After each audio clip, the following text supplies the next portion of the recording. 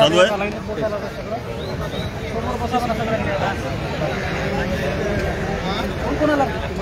आम्ही 5-7 जण कॉलेजचे आलेत। सकाळचे 10 वाजलेले आहेत,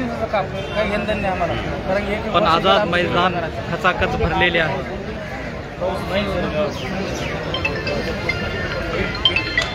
महाराष्ट्रामध्ये एकंदरीत 62,000 शिक्षकांची ही व्यथा आहे,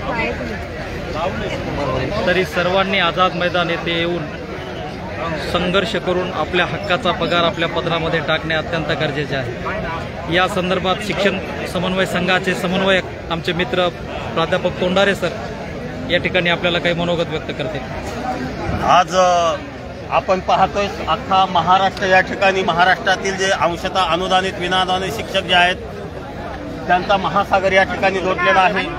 शिक्षक समन्वय संघाच्या माध्यमातून हे पुकारलेलं शाळा बंद आंदोलन आणि ह्या महाराष्ट्रातून मिळत असलेला ह्याला उदंड प्रतिसाद आपण सगळे पाहतच असाल। सकाळी 9:30 वाजताची वेळ आहे आणि 9:30 वाजताच हे मैदान या ठिकाणी खचाखच भरून गेलेलं आहे।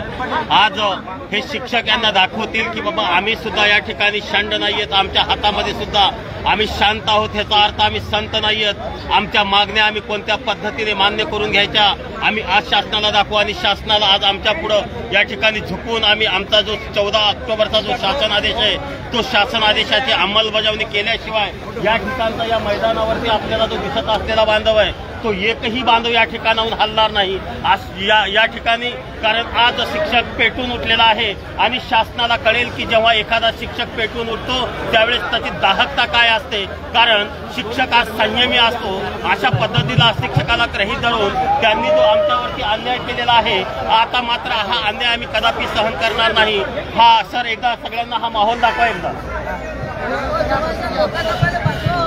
या ठिकाणी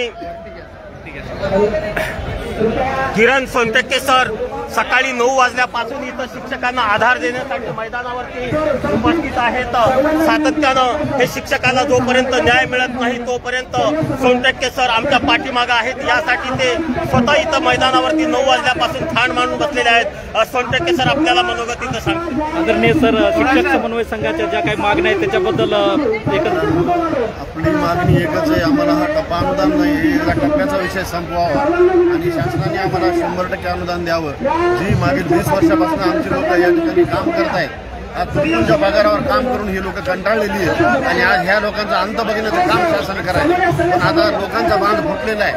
आज कमीत कमी 5 ते 10,000 शिक्षक या ठिकाणी उपस्थित होणार आहेत। हजारो शिक्षक त्याच्या गावाकडून निघालेले लोंढेच्या लोंढे या ठिकाणी येत आहेत आणि आजच्या दिवशी ही निर्णायक लढाई असं मला या ठिकाणी वाटतं आणि निश्चितच शासनाला या आमच्या शिक्षकांच्या पूर्ण मागण्या पुढे झुकावं लागेल आणि आम्हाला न्याय द्यायचं काम करावं लागणार आहे। जोपर्यंत शासन आम्हाला न्याय देणार नाही आमचा एकही शिक्षक या ठिकाणावर हलणार नाही। धन्यवाद सर।